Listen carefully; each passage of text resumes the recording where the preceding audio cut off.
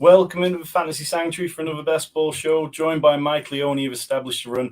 If somehow you aren't familiar with Mike's work, now is the time to be familiar with his work. Him and his team over at Established a Run put out some of the best DFS stuff. When you're looking for projections for DFS stuff, that's the only site I trust. Their Best Ball work is incredible, and I mean, we're going to talk briefly about some of Mike's work before jumping into a Draftkings Best Ball draft in about 5 minutes' time, but Mike, we were just chatting before we came on air. Like the thirst for best ball, it's just all encompassing at the minute. Have you really felt that this year in terms of the content you've been putting out earlier than usual? Yeah, definitely. I mean, we started to feel it last year where we needed to get our rankings up a little bit earlier and like just felt more pressure to have the rankings in line at an earlier point in the season because a lot of people were turning out Best Ball Mania 3 drafts a ton. And then this year, it's like there was just no question. We just had to get the rankings out super early, like stay on top of everything. And I mean, it's fun. It's definitely tough. You lose a little bit of a break in the off season. There's essentially no off season now, but enjoying the thirst. I think it's only going to continue to grow as we get like more unique types of tournaments. Underdog, we're already seeing some of that. DraftKings has a lot of single entry stuff and things at different stakes levels. So I'm excited for it. Yeah, definitely. It's a good one. And if you are hearing the chat, do let us know. We will be jumping into a draft in about 5-10 minutes time. But like every year, there seems to be a few articles that really kind of catch the attention of the best ball community, whether it's like, last year, Pete Overzet's Week 17 video, Pat Crane's legendary Upside article, and going back the year before that, Jack Miller's brilliant running back dead zone article for Established a Run. Like, this year, though, it feels like the one that everybody keeps coming back to is the Best Ball Manifesto, which you wrote and is absolutely must-read material. It's linked in the description below, and if you haven't read it already, I'd really urge you to go and read it at least once. I've probably read it 2 or 3 times this off-season, just taking in different bits of data in there. But when you started diving into that data, Mike, was there anything that really stood out to you straight from the get-go that really surprised you? So the reason I wrote it in the first place and it kind of grew from initial idea was I just really wanted to measure like what helps win the playoff weeks because we know there's so high leverage for the payout structure in Best Ball Mania. And I felt like there really wasn't too much good analysis on that because most of it looked at finals advance rate, which is super noisy, super small sample.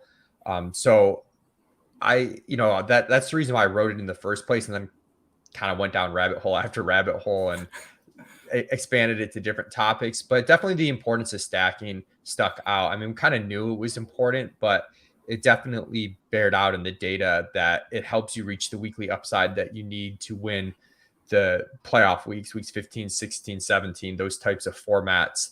A little bit more than I expected was one thing. And then just from a very macro standpoint, I think it's a really plus EV tournament to play. It's crazy high variance, so your odds of realizing that EV might be low, but it just seemed like as I went through it, there's just so many, if you're smart with your roster construction, you're cognizant of ADP value, and you make sure to correlate a little bit, you don't have to like have a crystal ball. You can make some really good teams and be pretty plus EV, just doing those really basic things well and consistently.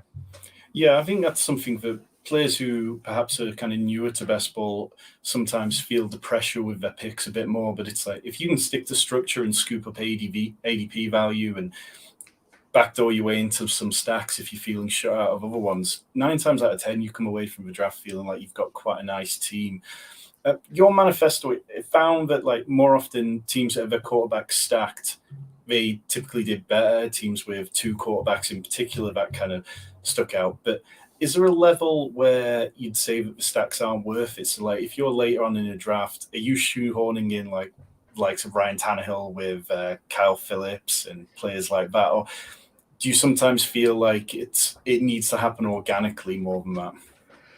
I kind of feel it needs to happen organically a little bit more than that. We're going to do a DraftKings draft though, and sometimes that's a little different than Underdog, where Underdog, the rest of the drafters are sort of trying to stack. So sometimes if I have a Mahomes, for example, sometimes the pass catchers fall on Kansas City because there's not that other person with Mahomes who's trying to stack them. Whereas on DraftKings, people will do anything. And sometimes I found myself having to sort of create these really emergency stacks and correlations at the end of drafts. So it happens more to me on DraftKings. I also feel like with the 20 rounds, I'm more willing to take a shot on like, a wider, I took Will Levis late on a DeAndre Hopkins team that I was just short. I needed a third quarterback and was like, well, if they sign Tennessee and Levis comes in.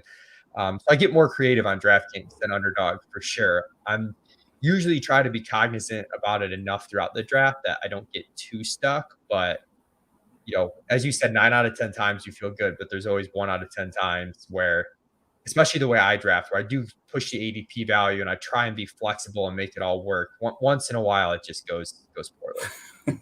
Yeah, well, we are going to draft DraftKings team, and I'll just get jumped in there because of a minute.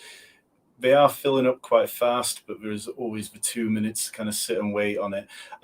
You mentioned kind of briefly about DraftKings drafts being a little wilder. We have a question from Chris in the chat who asked whether there's any parts of the manifesto that you feel translate particularly well over to DraftKings.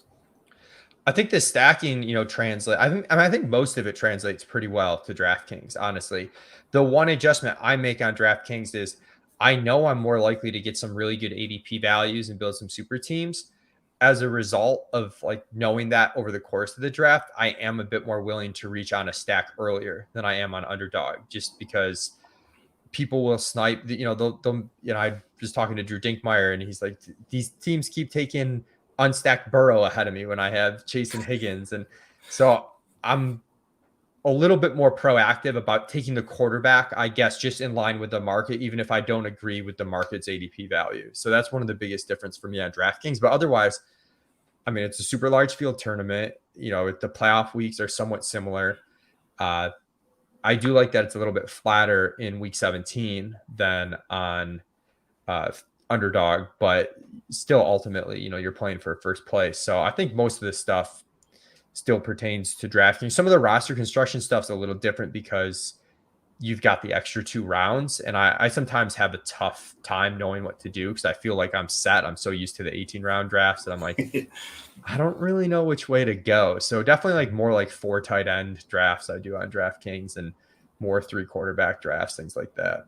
Yeah, I mean, just touching on what you talked about, the contest there, for anybody who's not played a lot of DraftKings, there's $1 million up top, 100K or more for finishing inside the top 10. If you finish inside the top 100, you're going to walk away with a minimum of 10 grand. So there is plenty of money there, but it is 1,400 people in the final.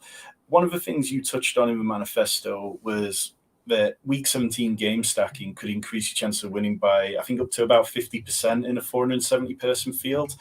How much do you think that's going to be the case on DraftKings?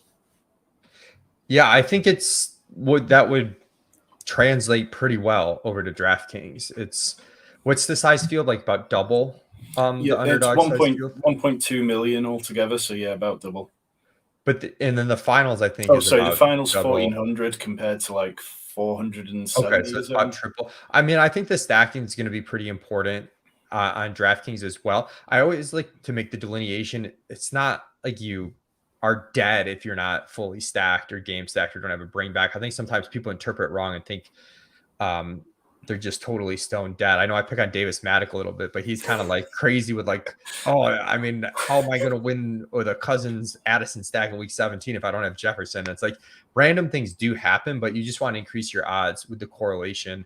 So I think it's going to translate pretty well to DraftKings, where you still want that level of game stacking. And it's generally the quarterback, I find, honestly, is the toughest part on DraftKings. So I think they're overvalued. They should be going later on DraftKings, given the whole PPR and some of the bonus scoring, but they actually go earlier and people are more likely to take them unstacked. So, yep. And we are in the draft room. And as you can see, it's a little bit of a wild day on DraftKings. Travis Kelce goes at 101. If you haven't already checked out DraftKings today, they're essentially giving you 3 free entries into the DK Millie Maker. Once you opt in via the promotions page, you can get $10 back for your first 3 drafts you enter into that contest.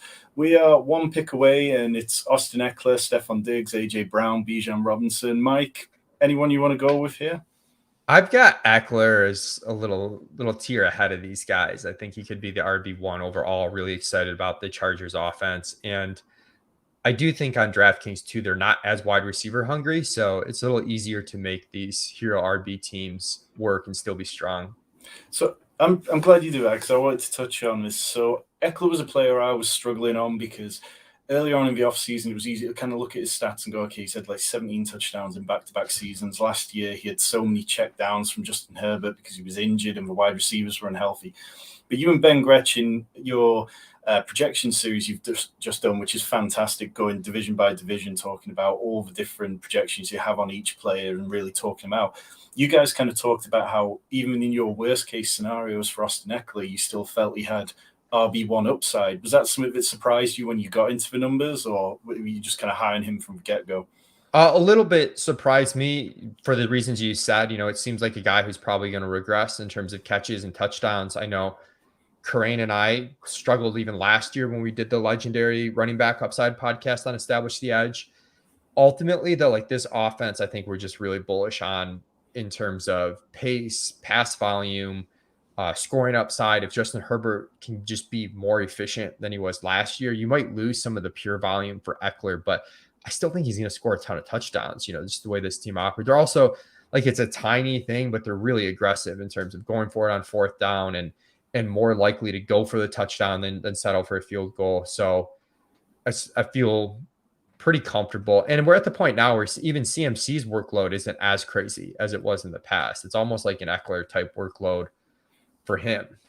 Yeah, definitely. It's been one where I've definitely come back around to it. And I was sprinkling him in, so I'm kind of at about 5-6%, so I don't feel too far behind it. And that's kind of my general approach of round one players. I don't really want to fade anyone completely. We are a couple of picks away. We do have Ryan in the chat who's picking one pick before us, and then we've got Amon-Ra St. Brown, Garrett Wilson, Jalen Hurts, Jalen Waddle, Jonathan Taylor, Derrick Henry, Tony Pollard.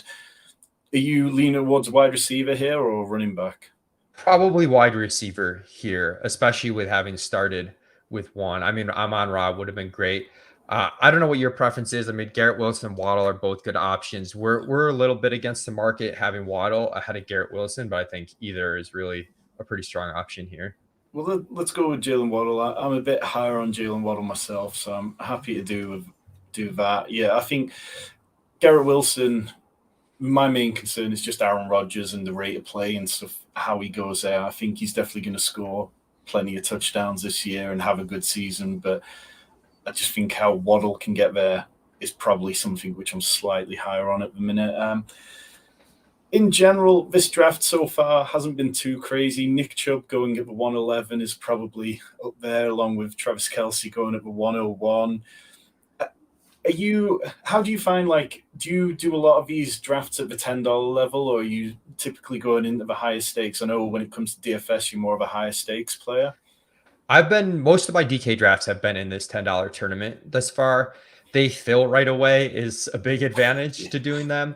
And I struggle with the DK interface on slow drafts. So I don't do a lot of slow drafts. So when I do a slow draft, I usually do one of the higher stakes ones on DK, but I don't do as many slows as I do on Underdog. And I just think this tournament, it talks about how Best Ball Mania 4, like my takeaway looking at the data was that it's probably pretty plus EV.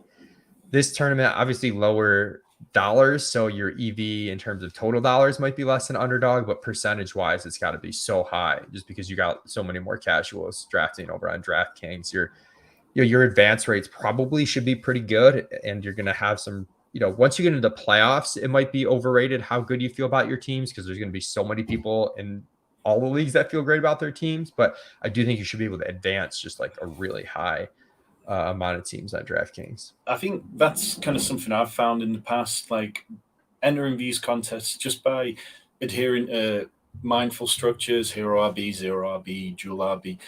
As long as you're sticking within them and being mindful, as long as you're aiming to kind of get 5 wide receivers by the time you leave the first 9 rounds, generally you'll be surprised at how well your teams can advance. And even last year, I was very heavily in on Trey Lance and Lamar Jackson, so I limped my way to the playoffs, but still advanced, almost 30% of my team. So you don't have to be perfect to advance, but then it can quickly go wrong in the playoffs if you don't have what you need. And I definitely didn't have what I needed last year.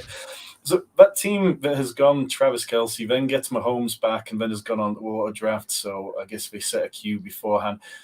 How do you feel about that kind of Travis Kelce, Patrick Mahomes start? I mean, there was probably no need for the 101 to do it because you can get that at like 1-4 and stuff. Yeah. I'm just have never wrapped my head around like going into the drafts and like I want this stack. I mean, make sure I get it, which they clearly were doing out of the 101. So I don't have a ton of Kelsey Mahomes because I don't take Kelsey as early as some people, which also makes it harder to get Mahomes because then you would have to take Mahomes earlier in the second round than I want to. I've gotten a couple of them, not a lot, like here and there. I do like it a little bit more on DraftKings just because Mahomes is going to hit that bonus so much more consistently, and Kelsey can separate from the rest of the tight end position even more with the full PPR scoring. Um, but I don't have it a ton just because it's, really expensive at the onesie position, right? I think it's like the bonuses come into big play on it for that stack. I think that's the main selling point for me on them. Like, because the amount, Patrick Mahomes had, I think it was 10 300 plus passing yard games last season compared to 6, the next nearest quarterback. And, you look at tight ends, generally speaking, the non elite tight ends just don't put up 100-yard games, do they? So, if I was trying to sell myself on it, it'd be that. But yeah, it's a hard click because you just become so much behind the 8 ball on other positions. We are 2 picks away here, 1 pick away, and obviously we have Eckler and Jalen Waddle so far. Keenan Allen, Lamar Jackson, Breece Hall, Calvin Ridley towards the top of the queue. Anybody stand out to you, Mike? Yeah, I mean, like Breece or Keenan, I mean, it's boring. Those guys are near the top. I don't know if it makes sense to just go in on the Chargers offense here and go with Keenan and hope to get a stack, but those would be my 2 options. I saw you're pretty high on Debo, and he went a couple picks before. Would have been fine with that as well. Yeah, let's go with Keenan Allen. I like going in on the Chargers offense. Definitely, I was in on the passing offense before I came around on Eckler. One of the players who, like, I'm a little surprised hasn't got steamed up a bit so early is Josh Jacobs. He went over 2-2 in this draft, but quite often he's going in the 3rd round. Like last year, he was like the RB3.5 PPR points. And now he's got Jimmy Garoppolo, who every year he's played over 10 games, has always targeted running backs at least 100 times. Do you think Josh Jacobs is somebody that in a few months we're all going to be like, we should have seen it coming? He did it to us again. Yeah, I think he's going too late. I don't know if I have that level of confidence just because that running back in general, things can go bad and there's some systemic concerns with that offense. But I do quite frequently find myself taking him at the 2-3 turn, kind of where Henry went in this draft, usually after Devonta Smith. But after Devonta Smith and T. Higgins go, I think some of the other wide receivers are getting pushed up a little too early, and I prefer someone like Jacobs or even, but we were close on Breece Hall, just sort of depending on what the build is. Yeah, definitely. Okay, so we're a couple picks away. We've got so far Austin Eckler, Keenan Allen, Jalen Waddle. Quite a nice traditional hero RB approach here. Calvin Ridley, Christian Kirk, and Travis Etienne, that little cluster of Jags, were all at the top of ADP with Joe Burrow, Justin Fields, Joe Mixon, DeAndre Hopkins, and then TJ Hawkinson. Have you found anyone in this range you're particularly heavy on, Mike? On DK, I take Hopkins a lot here, but I think Ridley's fine too. You get another out on rounds 5, 6, either getting Herbert or Lawrence. I mentioned I'll reach a little bit more on the stack. I probably would go, and I have Kirk honestly in my personal ranks a little higher than Ridley, but based on ADP, there's a chance you get Kirk coming back. So yeah, that's what I was going to say. I've been a little higher on Kirk. I've taken more Kirk than I have taken Ridley so far. Do you like? I've seen a couple of people make the argument lately that Calvin Ridley hasn't really played for 2 years. We saw the effect on Deshaun Watson when he came back after playing for barely any time in 2 years. Are you feeling bullish on Calvin Ridley in general? Do you feel like it's just such a different circumstances, and Calvin Ridley's having a different offseason that they're not really apples to apples comparisons? it's really tough for me to evaluate Ridley. This ceiling's obviously, I think, higher than Christian Kirk just because we've seen some of the superstar potential out of Ridley. I think he went like the 1-2 turn 2 years ago. So we've seen that upside. But there's definitely a lot of uncertainty here too. And I think people tend to just ignore the uncertainty of not playing in a while and new offense. And so I'm in on him, but I'm cautiously in on him, I guess I would say. Whereas Kirk, I just feel confident Kirk's gonna catch 80 plus balls, like, Yeah. without blinking. And if he just runs a little bit hot on efficiency or something, I think he has more upside than people are, giving credit for. See, this is what this is what happens on DK.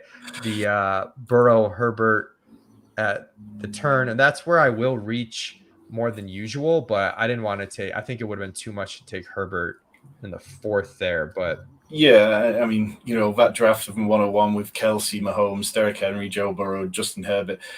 Yeah, I mean, essentially we're in an 11-team league now, so we can just try to make up for it by scooping value elsewhere. I'll just quickly touch on Holly question in the chat.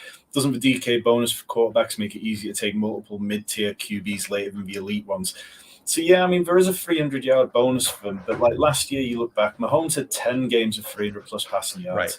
Allen had 6. Goff had 5. So it's a really steep drop-off between them. So it does kind of make up for it, doesn't it? But I mean, I often find the way when we're playing DFS on a Sunday that it is very much a case of the elite guys really put up those bonuses substantially more often.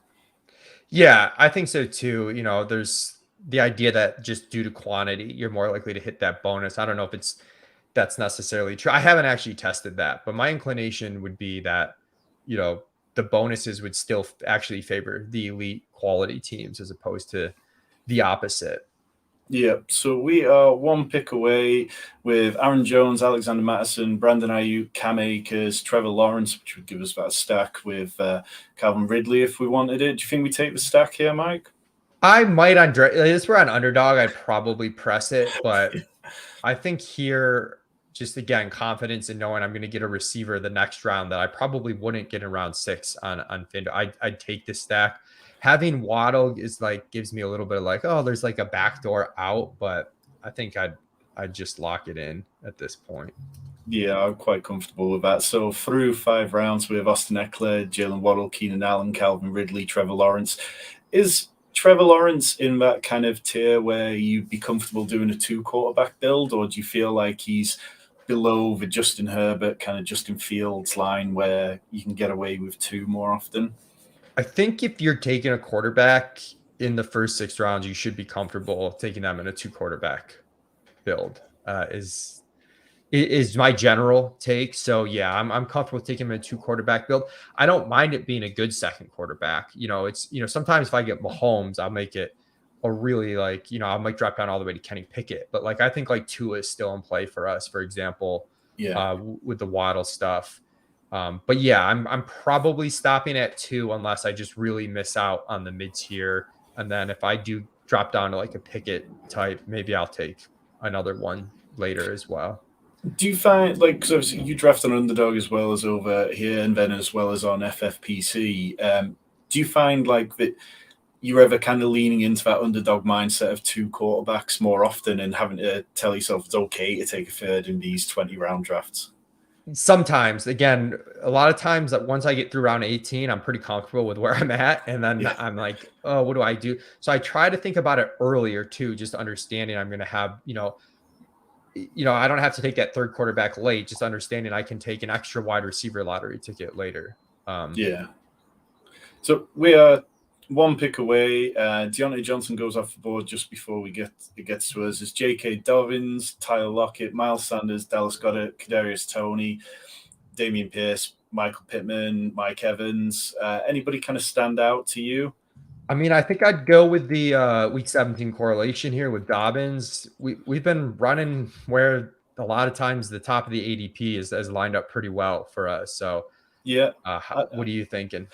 Well, I mean, I'm a Ravens fan, so you don't have to threaten me with a good time of J.K. Dobbins. I do think this Todd Monken offense. They keep consistently talking about pace and wanting to play fast. But it was so infuriating as a Ravens fan to see lots of games last year where John Harbaugh would talk to the media after and they'd be asking, why did you go away from J.K. Dobbins, Gus Edwards? And he'd be like, well, I'm not sure. That was a decision by Greg Roman. And I think, I try to temper it a little bit when I speak publicly, but I think J.K. Dobbins has a real chance to jump a big tier.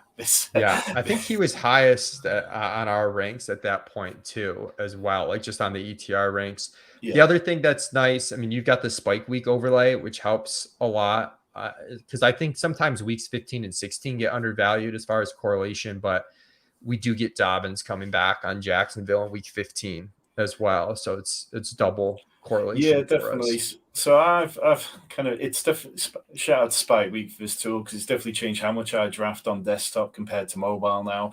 But I have it set up for a number of things. You can see the week 15, week 16, week 17 opponents, how much the ADP's gone up in the last week. Then I also have my exposures there, followed by exposures with quarterbacks, running back, like my QB1, QB2, RB1, wide receiver 1, and tight end 1, because I think that's something that, as we get to this kind of stage in the off season, I think I'm about 75 drafts in on this tournament now.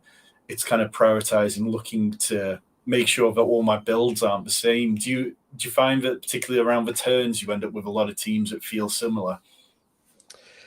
Yeah, it can tend to happen. I do draft a lot of the same guys on DraftKings just because some of my favorite values fall a lot in this room. I think, we've got some people that are following the stream and probably a little bit sharper, like Jackson Smith and Jigba and Addison just went, and Burks, but like being able to get those guys sometimes in round 7, they're usually, we don't have these wide receiver heavy teams as much, and you can eke out. That was kind of a tough turn for us with JSN, Addison, Burks, and Gabe Davis, like all going in a row. I was going to say that like a lot of times I end up with like some combination of like Drake London, Addison, JSN, all these guys that from an archetype standpoint are really strong bets to make that on Underdog have been pushed way up, and like you can actually get them on DraftKings at good prices. I take a ton of those guys. So a lot of my teams do look similarly, especially like at this point in the draft. They're probably different in the first 3 or 4 rounds, but once we start getting rounds 5 through 10, and then the double digit rounds kind of just depend based on structure and what we're looking for. Yeah, so I know who I want. I'm afraid to say it on stream. Okay, well, keep that in your hat then.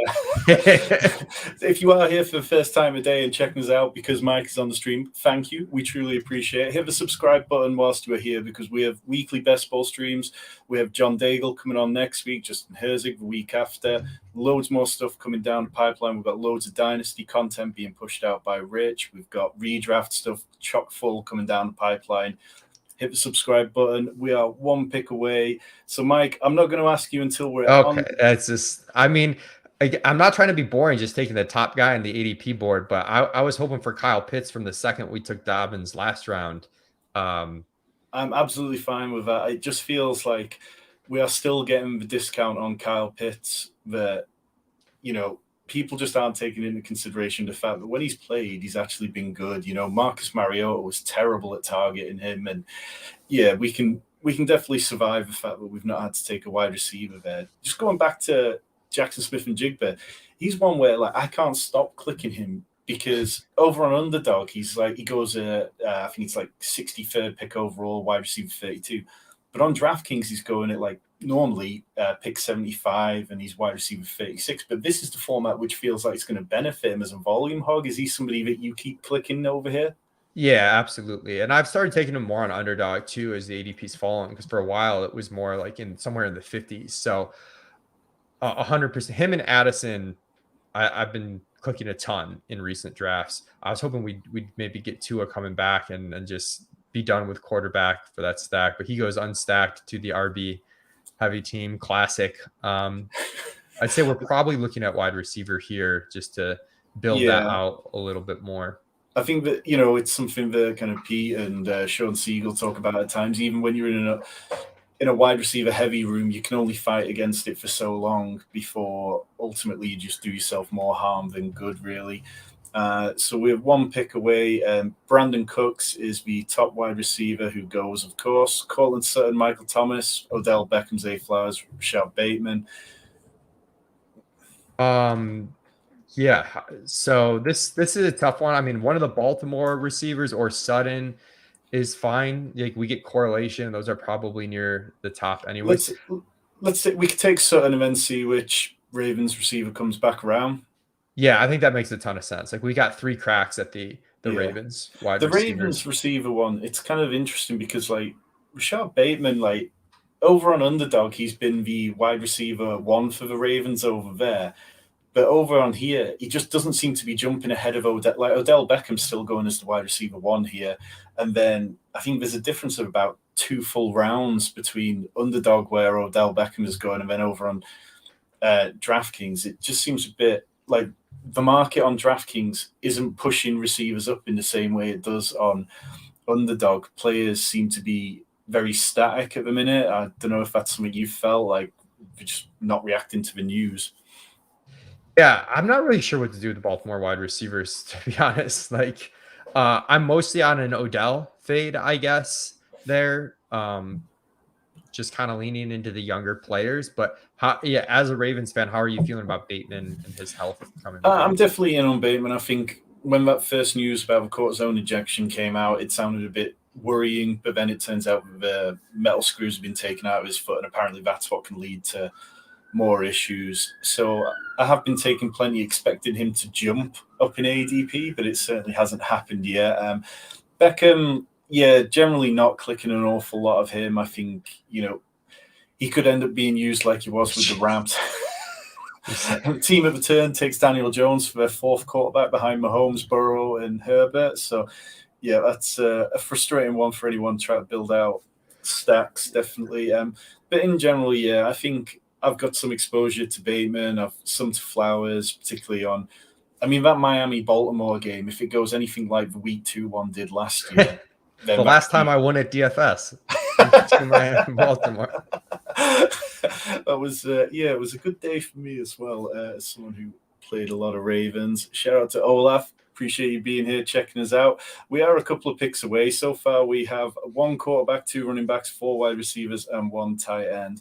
It's kind of a position in the draft where we can do, various different things with it. We have 2 picks before us. At the top of the ADP queue is Dak Prescott, who goes. So it's Odell Beckham, Samaje Perine, which gives a little more Chargers correlation if we wanted it. Rashad Bateman does make it back. Do you want to take him? Yeah, I think that makes sense for sure. I think it makes sense structurally. I mean, even though it's a little bit of a tough room, we've run kind of pure in terms of getting the ADP value has kind of meshed with players that we like and players that are correlated, which doesn't always happen. But part of the reason why I like to stay real flexible and get ADP value, like, we don't get Herbert, the force there, but because we took Ridley, we had a second option on Lawrence, and now we took Sutton later, and like we can draft Russ potentially and still have the Denver LAC game stack, or we can stack it without the quarterbacks, which is fine. And I think people are too shy away from that too much sometimes. Yeah, the only downside with Russ is it gives us 2 quarterbacks on a week 9 bye. Which how much do you weigh into like the bye week stuff?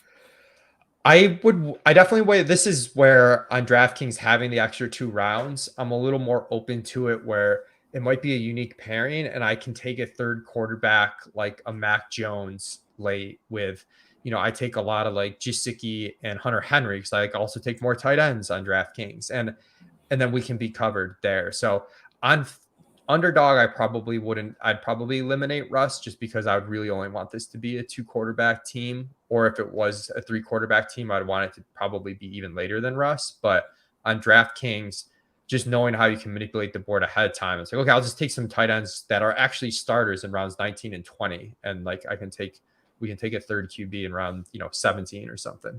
Yeah. We are just 2 picks away. So we do have 5 wide receivers by the time we leave round 9, which is something I'm kind of a stickler for. I mean, over 50% of the teams in the DraftKings final last year had done that when they'd taken their players. So I just kind of, we've seen that plays out on Underdog as something which typically works out really well. It's kind of a little area where there's plenty of running backs who are okay, or there's Jameson Williams for the Lions, if we want to add him. So it's Brian Robinson, Zach Charbonnet, Zay Jones, Jarrett McKinnon, Jamal Williams. Any strong leans here, Mike? Yeah, I mean, I think I might get the double stack with Zay at this point, but I think if not, like, A-Chain's a correlated running back bet that I think is okay here. Charbs is probably. Let's go with Zay. Yeah. I think we should get one of these backs that we like coming back. I think so. It's such a nice little area for it. It'll be interesting to see what the team on the turn does. So when you come up against an auto draft team like this, who through 9 rounds has 4 quarterbacks, including Mahomes, Burrow, Herbert, and 2 running backs, 0 wide receivers, and they have 3 tight ends now. Is there any way you try to particularly approach the draft room to counteract it? I just try to be aware that like quarterbacks could get bumped up even earlier, and I might have to just reach on my quarterback stack even earlier than I normally want to. That's probably the biggest thing. Obviously, if you're hoping someone makes it back and they're top of the ADP board, there goes Russ. As I say that, that's not going to happen. But I don't know if there's too much you can do beyond that. Yeah.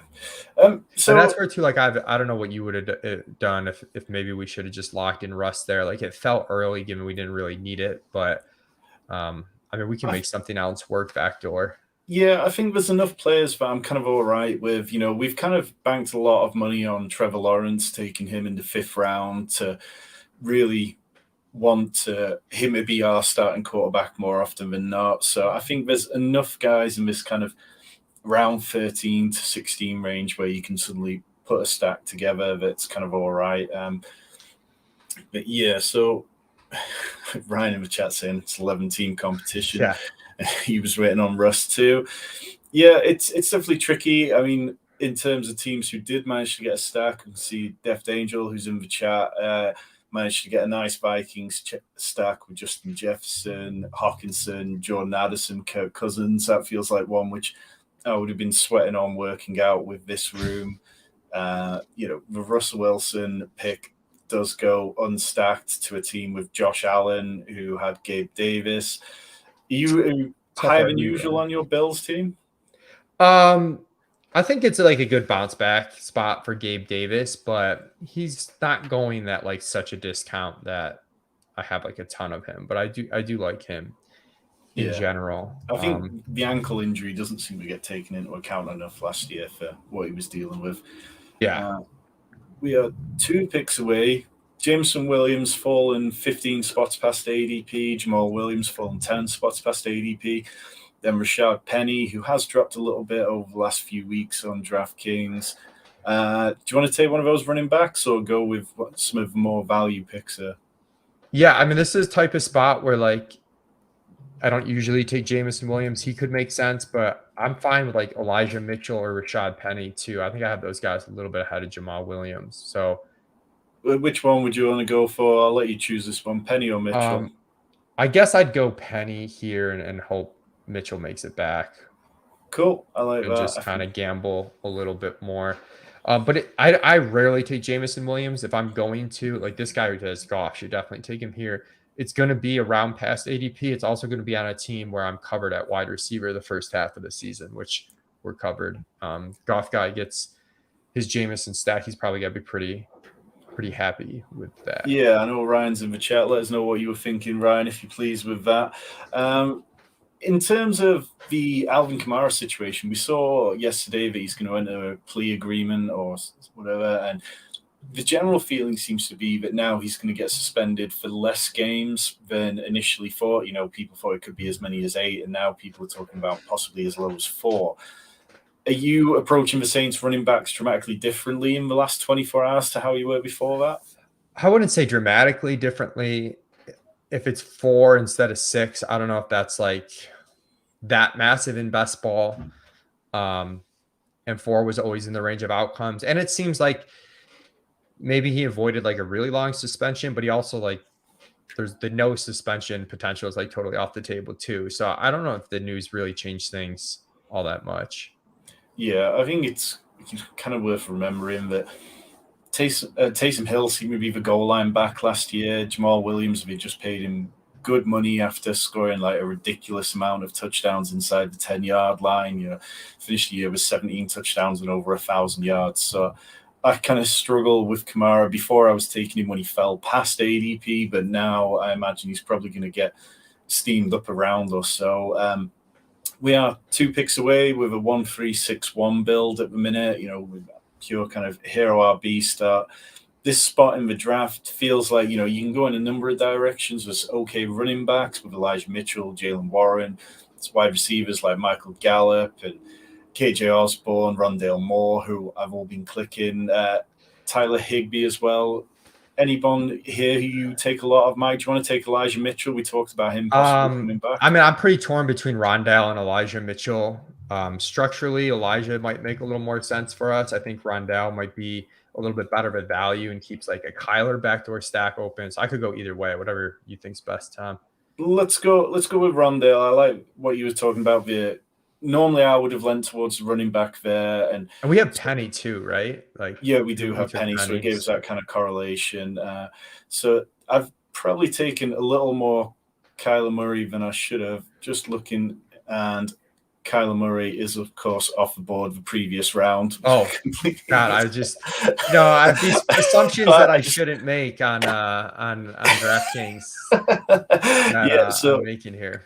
Kyler Murray definitely went heavily ahead of ADP to a team without any Cardinals, but yeah, I've probably taken a little more Kyler Murray than I anticipated taking, because I feel like it's a season where he's going to want to be on the field.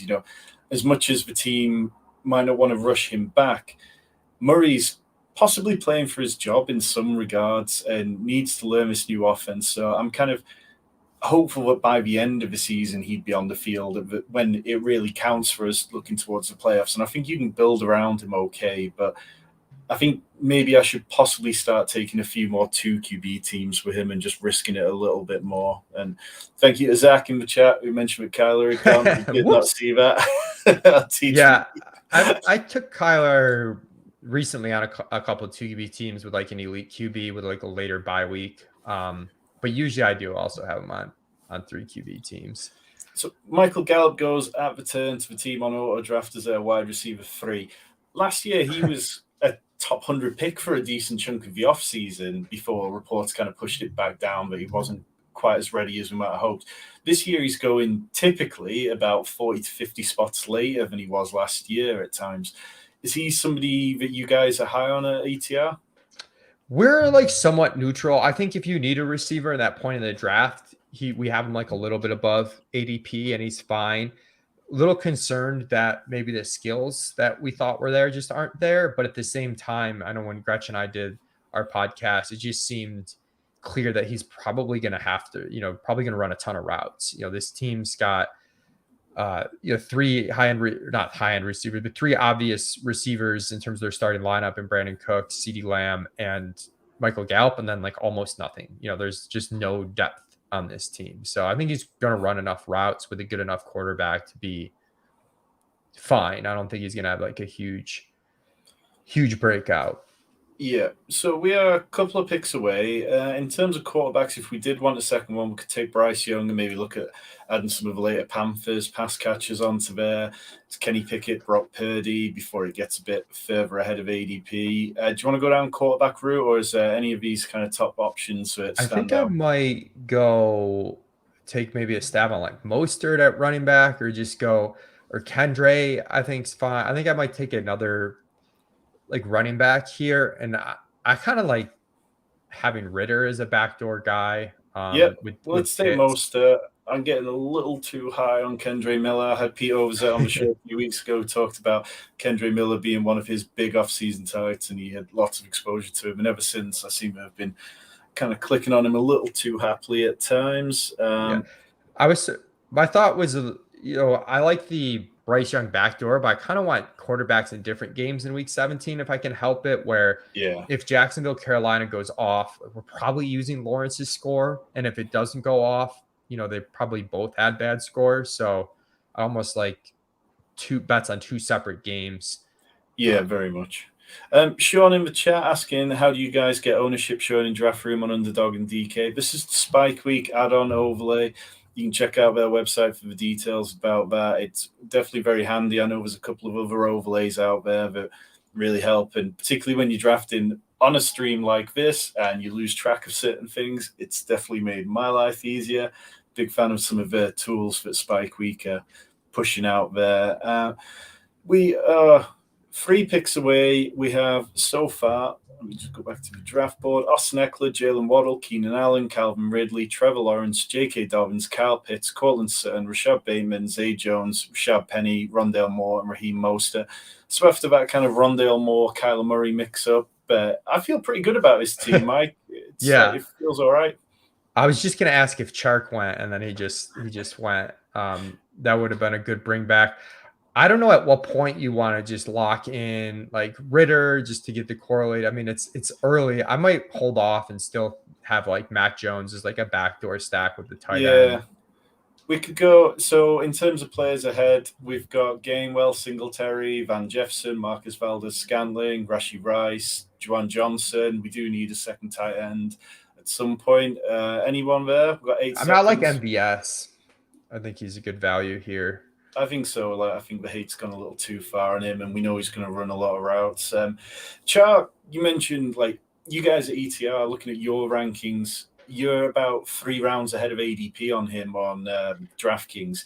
Is he just the only Panthers pass catcher you guys are really interested in, or is it just like that you really feel strongly that he's going to be great? I guess we just have the order opposite of the market, and that sort of makes our position look more pronounced maybe than it is. But with Mingo, he wasn't an amazing prospect. Definitely some concerns that even though the opportunity is there, that he's necessarily going to demand a lot of volume right away. And then Adam Thielen, we just kind of think is dust and not the type of bet we want to make. His ADP is really starting to fall to the point where I think you can take him. But Chark is sort of the middle guy where we feel confident he's going to play right away, and he has a little bit more upside than Thielen. So he's kind of, I don't want to say best of both worlds because it's still scary. I mean, the odds of any receiver sort of in around 14 being, we're not that confident on any wide receiver at this point in the draft, but that's the reason why we have Chark 1 and the market sort of has Chark 3. Yeah, I think that's all entirely fair. We are 2 picks away. So Bryce Young has fallen 14 spots past ADP, but wouldn't really give us a lot. Stroud, Zeke Elliott, Sam Howell, Marvin Mims, Gesicki, Hunter Renfrow, Jaden Reed. Do you want to go with Gesicki to kind of open up that backdoor stack to Mac Jones, who's still there? I'd probably go Gesicki or Mims. Just check that Pitts is on a week 11 bye. Does that affect it? Go Mims. I think maybe I'd go Mims and just push tight end. Yeah. My thought with DraftKings is normally on Underdog, I would be a 2 tight end team with Pitts. On DK, I could make it a 3 tight end team with 2 really late that I think are starting tight ends. Yeah. I had James Brimacombe at Eagles on Twitter on a few weeks ago, and we didn't take a single tight end before our last 4 picks and took 4 with last. And it's a build which James has used a lot on DraftKings, and it's one which isn't something I'd done, but I was pleasantly surprised by how the tight end room looked at the end of it, and it felt okay. It makes sense. It works out better than you would expect. You can get 3 legitimate starting tight ends and then maybe 1 swing on like an Isaiah Likely or something, which also I should say Likely is probably, in the cards for us too on this type of team. If we took, a stable second tight end, we could take a swing on a guy like Likely or, Musgrave, one of those types of guys that's a little riskier. Yeah, definitely. So we are now 2 picks away. In terms of quarterbacks, there is Stroud, Sam Howell, Mac Jones, Desmond Ridder. I feel like as long as Ryan ahead of us doesn't take Desmond Ridder unstacked, then I'd be comfortable taking Ridder here. Is that the play for you, Mike? I think so. I think, part of the reason why he's cheap is just concern over job, but we're making the bet on Pitts anyways. And I'd probably just lock in Ridder now at this point. I think that was the right time to do it. It was, pushing him around the turn there. There were teams who all had at least 2 quarterbacks, apart from one team who took Bryce Young. He had DJ Chark already, so it felt like a safer bet to make than pushing it to the other side of the board where teams have been dealing with this auto draft team at the 1 spot and things feel a little bit wilder over there. In terms of this draft room, yeah, we can ignore the crazy team at 1, but we've got Deft Angel at the 2 pick, who's got a very nice 0 RB team with 6 wide receivers out of the first 7 picks. TJ Hawkinson only breaking that before then hitting 6 running backs in his next 7 picks. When Pete was on, we had a conversation about how this year, because of the running back values that are falling slightly, you have to consciously take the decision to really go 0 RB. Have you found that you've not been leaning into it as much as you might have done in previous years?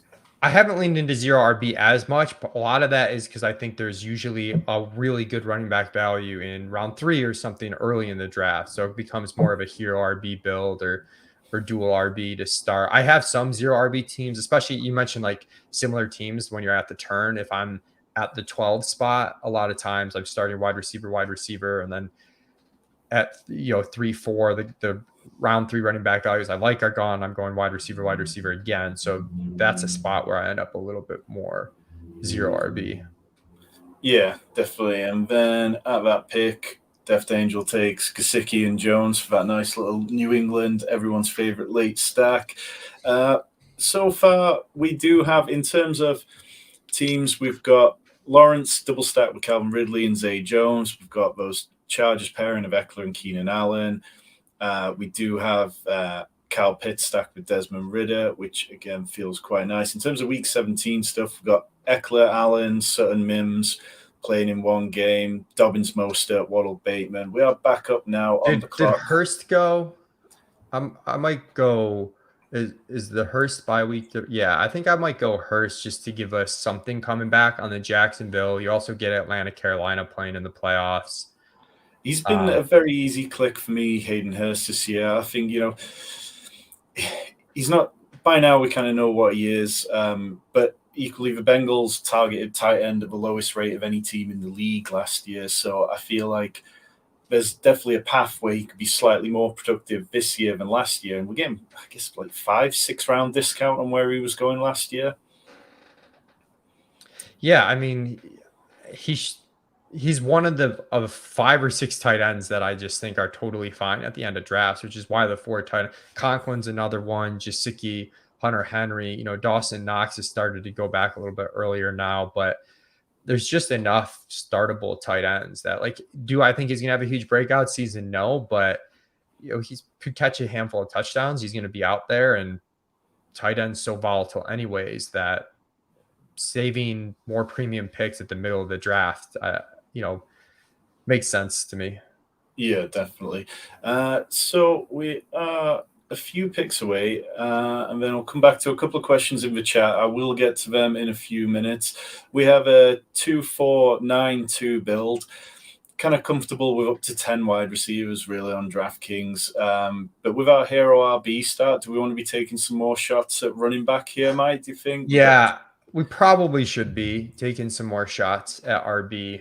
So Chase Hunt, Zamir White, Michael Carter, Dwayne McBride, Latavius Murray, Israel Abanikanda, Chase Edmonds, Zach Moss, Zach Evans. Any of those guys you find yourself clicking a lot? Yeah, I mean, it's not ideal spot for running back. I take McBride a decent bit. I started to come around to Latavius Murray. I haven't taken him yet, but I do think he's smart end around where he could challenge Damien Harris more than we're just assuming.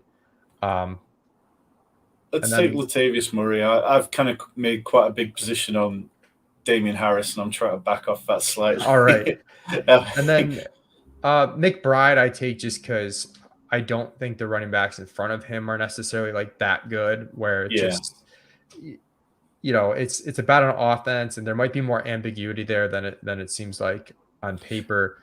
The running backs did dry up pretty quickly. That's one of the things too you see on DraftKings where ideally Ty Chandler, Cordell Patterson, Gus Edwards, Leonard Fournette. I feel like after those guys, even Pierre Strong, CH, where I wanted to get that Hurst correlation. Like in hindsight, Strong or CH, I think are a tier above in terms of a late round running back bet than Latavius.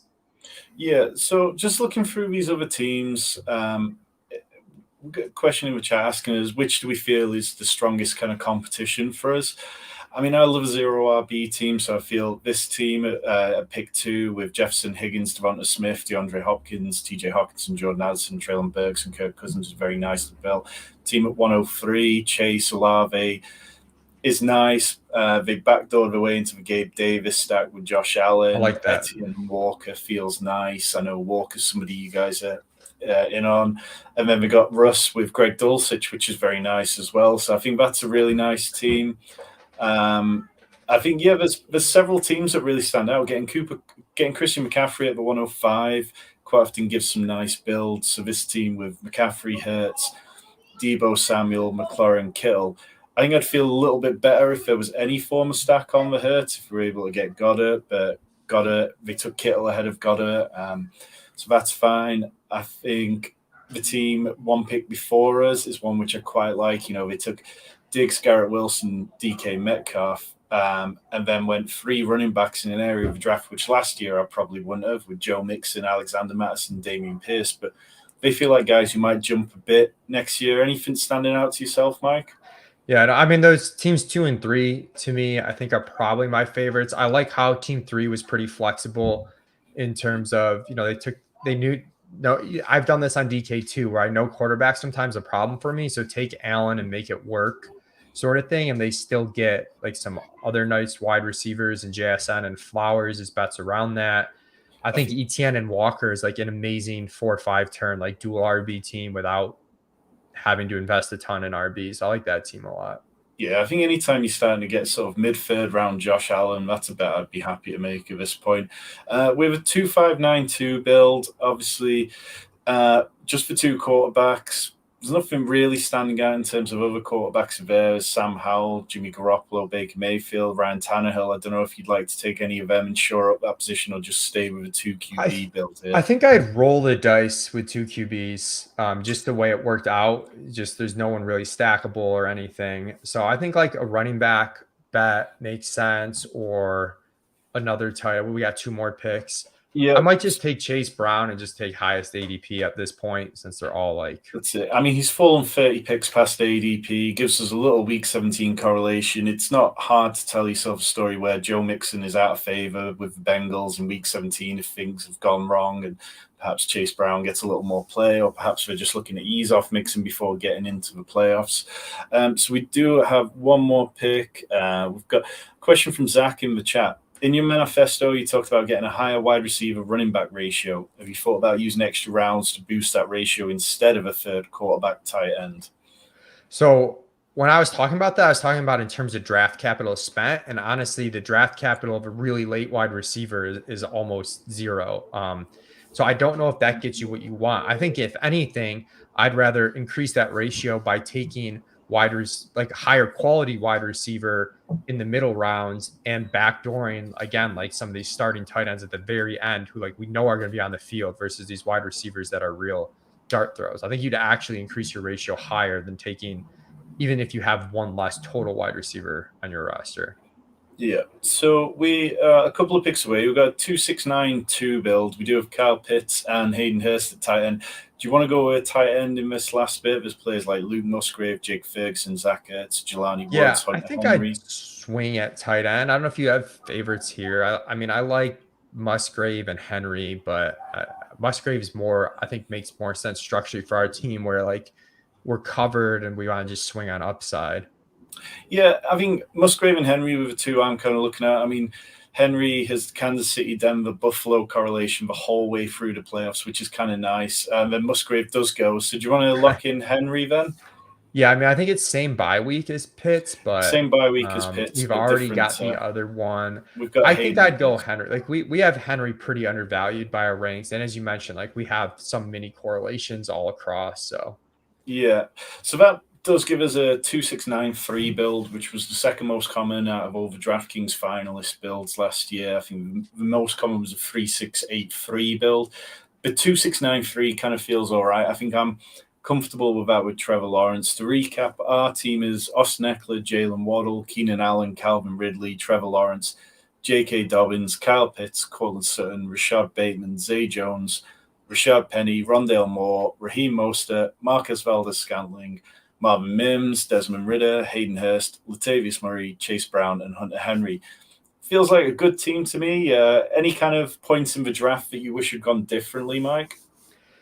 I mean, it's a little thing, but I probably would have waited on Hurst one more turn and taken like CEH there, who I think there was a running back drop off at that point that I was slow to identify that I would have changed. And then I don't know if I would have maybe forced Tua or Russ around earlier that I wouldn't say for sure that's a mistake, but I'd have to go back and like look a little bit closer on if maybe we should have done that. I'm okay with a riskier second Yeah, quarterback on the Lawrence stuff, but I think if we'd gone to it, we'd had to go take him really early ahead of Kyle Pitts because he went over 7-11, which is yeah, so we definitely wouldn't have early. done that. I think Maybe I guess Russ. Russ versus Zay, and Zay was a double stack, so even that one's tough. So I don't really know if that's a mistake. It's just more like I wish one of those guys maybe would have come back to us in one of those spots. Yeah. Okay, so we are going to wrap things up pretty quick, but before we do, Mike, you got anything going on at Establish a Run that you want to tell people about in a minute? Yeah, I mean, over on my podcast that Established the Edge, part of the Established the Run podcast network, did finish doing 8 division previews in our projection special with Ben Gretsch. So want to make sure people check that out. And our Established the Run rankings for DraftKings, Underdog, Best Ball, we've got specific rankings for those formats. So just make sure to check those out. We're constantly updating those. Yeah, I can't recommend enough going and reading Manifesto, which is in the description below, and then going and checking out the projection series with Ben Gretsch. Like, let's say it made me think about several players differently, made me think about how I've got those ranked. If you have been here, I really do appreciate you being in the chat. Really appreciate you drafting with us. Hit that subscribe button. We are going to be back next week with John Daigle. Rich has got loads of Dynasty content coming over the next few weeks. Back soon.